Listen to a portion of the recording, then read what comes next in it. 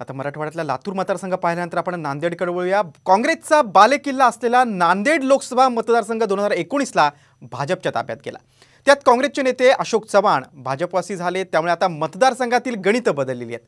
भाजपचे उमेदवार प्रताप पाटील चिखलीकर आणि काँग्रेसचे उमेदवार वसंत चव्हाण यांच्यात इथं थेट लढत होणार आहे। कल महाराष्ट्रामध्ये पाहणार आहोत नांदेड लोकसभा मतदारसंघाचा आढावा। कोण होणार नांदेडचा खासदार? भाजपला पुन्हा विजयाचा विश्वास। चव्हाणांच्या भाजप प्रवेशामुळे गणित बदलणार। नांदेड लोकसभा मतदारसंघात भाजपने विद्यमान खासदार प्रताप पाटील चिखलीकर यांनाच मैदानात उतरवलंय।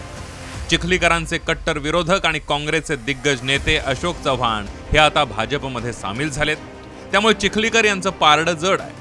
अशोक चव्हाण यांनी यावेळेला एक दिलाने काम करण्याचा निर्धार केलाय, तर प्रतापराव पाटील चिखलीकर यांनी एकतर्फी विजयाचा विश्वास व्यक्त केलाय।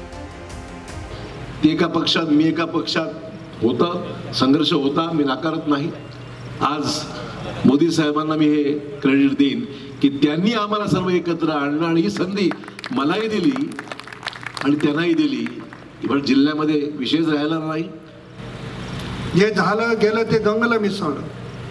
अशोकरावजी चव्हाण साहेबांच्या नेतृत्वामध्येच नांदेडमध्ये सगळी कामं केली जातील। मी ज्या ज्या भागामध्ये जातो तिथं लोक मला सांगतात, आता चव्हाण साहेब भाजपमध्ये आले, तुम्हाला गुलाल लावायला हरकत नाही। काँग्रेसने ज्येष्ठ नेते माजी आमदार वसंत चव्हाण यांना तिकीट देऊन मैदानात उतरवलंय। 2024ची ही निवडणूक धनशक्ती विरुद्ध जनशक्ती अशी होणार आहे, मात्र जनता आपल्या पाठीशी उभी राहील असा विश्वास वसंत चव्हाण यांनी व्यक्त केलाय। जी लोकसभेची निवडणूक धनाढ्य शक्तीविरुद्ध सर्वसामान्य जनतेच्या वतीने लढवण्यात येणार आहे। मी एक सामान्य कार्यकर्ता, आज दुसऱ्या बाजूकडे सर्व धनाढ्य शक्ती आहे। मी एक साधारणतः शेतकरी कुटुंबातला कार्यकर्ता आहे। मराठा असतील, मुस्लिम असतील, मातंग असतील, बौद्ध असतील, इतर समाज असतील, हे मला पाठीशी राहून या निवडणुकीमध्ये विजयी करतील अशी मला खात्री आहे। तर नांदेड मतदारसंघात वंचित आणि MIM या पक्षांची भूमिका ही तितकीच महत्त्वाची आहे। या दोन्ही पक्षांकडे दुर्लक्ष करता येणार नाही।